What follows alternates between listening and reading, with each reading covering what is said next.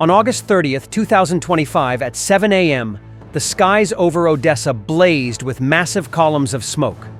From Ukraine's coastline, 3 Flamingo missiles began their fateful journey toward the Crimean Peninsula, regarded as Russia's steel fortress. Each weighed up to 7 tons, carrying a 1,150-kilogram penetrator warhead with destructive power equivalent to twice that of an American Tomahawk. This was not just an ordinary missile launch. It was a bold strategic strike carefully prepared by Kiev, seizing the exact moment when Russian generals were busy planning a new offensive from Crimea. While Moscow believed Ukraine was merely holding a defensive stance, in reality, Kiev had set a deadly trap. The S-400 systems, Russia's pride in air defense, were immediately activated. On radar screens, 3 heavy blips appeared, seemingly easy targets. But they were bait.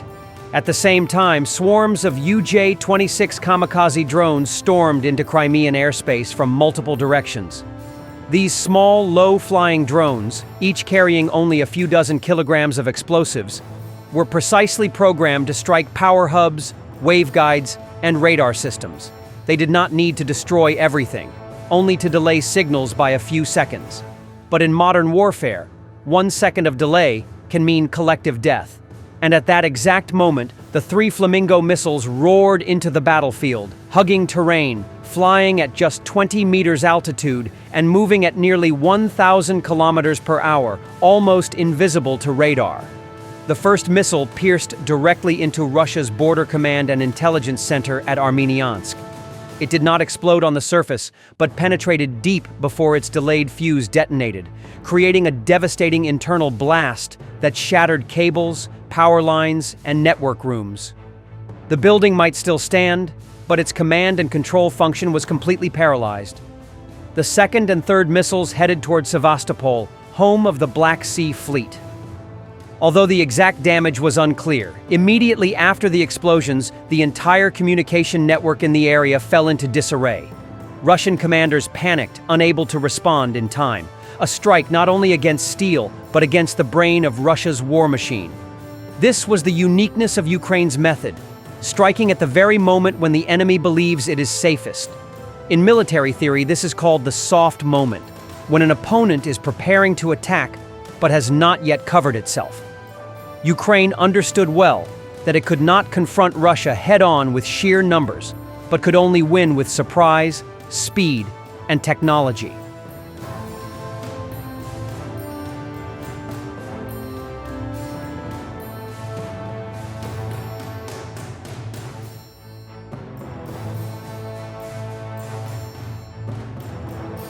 The combination of kamikaze drones and Flamingo missiles created a 2-layered punch. Drones blinding air defenses, Flamingos delivering the killing blow. It was also a message to NATO that modern warfare is no longer about who has more troops and firepower, but about who controls information, who creates surprise. The Flamingo strike on Crimea was not just an explosion, but a warning. In 21st century warfare, no steel fortress is without weaknesses. Russia has the S-400, the Black Sea Fleet, and overwhelming manpower. But just 1 minute of carelessness, one miscalculation, and everything can collapse. For Ukraine, this was both a spiritual victory and proof that it could still reach deep into the heart of Russia's defenses. For the world, it was a new portrait of modern war. Drones, long-range missiles, electronic warfare, all blending into an invisible weapon more terrifying than bombs. The concrete walls of the FSB building in Crimea still stood, but inside, in just the blink of an eye, the delayed detonation severed the entire energy backbone. Computer terminals lit up, but the network was silent. Field radio bridges went down. On the commander's screen, images still appeared, but without data. This is the most dangerous scenario in modern warfare. There is light, but no information, leaving decision-makers confused and wasting precious seconds on false images. Amid that chaos, Flamingo 2 struck. Its target was the node between the power distribution point and the field communications cabin. It was not meant to destroy the exterior, but to extend the repair cycle from days to weeks. Although Russian defenses launched another Panzer intercept, The missile's ultra-low altitude combined with urban reflections rendered all calculations useless. The FSB building appeared untouched from the outside, yet its command and control function was completely crippled. Meanwhile, Flamingo 3 advanced directly toward Sevastopol, the heart of the Black Sea Fleet. It did not aim at large installations, but at the pier and fuel supply system, the lifeline of naval operations. The missile plunged at only 15 to 20 meters altitude, its delayed fuse detonating and rupturing the fuel lines.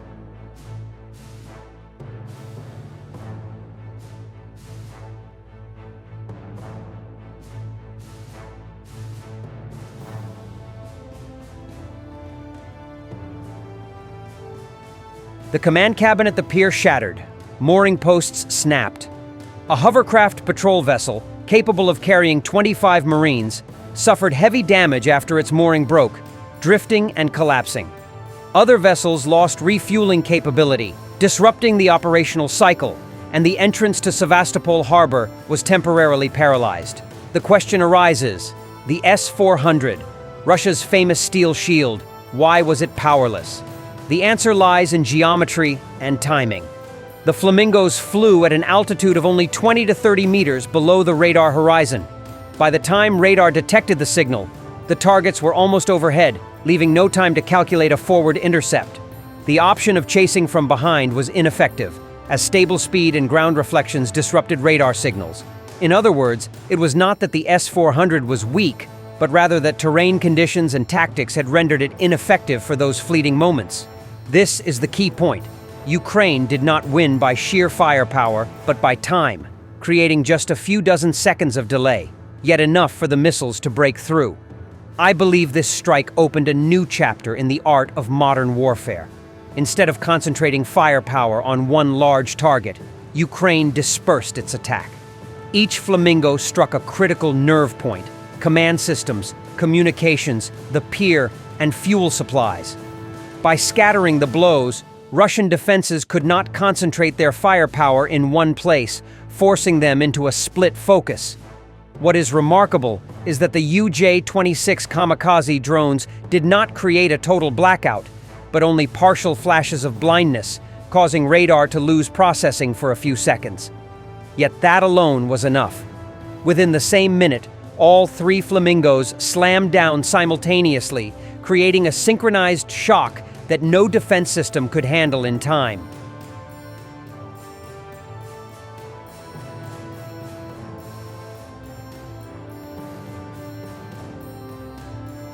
To me, this was not just a battle, but a warning for every nation with massive defense systems. In modern warfare, no fortress is absolutely safe. Seemingly minor gaps, like the Earth's curvature or a few seconds of radar delay, can become disasters. Russia once believed the S-400 could shoot down any cruise missile. But the Crimea strike showed that with the right combination of UAVs plus low-altitude missiles plus precise timing tactics, even a world-renowned air defense system can be bypassed.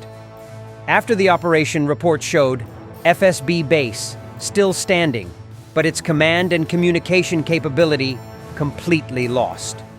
Sevastopol Pier collapsed at the head, fuel lines severed, at least one patrol vessel heavily damaged. 3 Flamingos, all 3 hit their targets, proving this new weapon had surpassed the traditional defense threshold. This demonstrates that in the age of UAVs and low-altitude missiles, even a multi-layered defense shield can be pierced within minutes.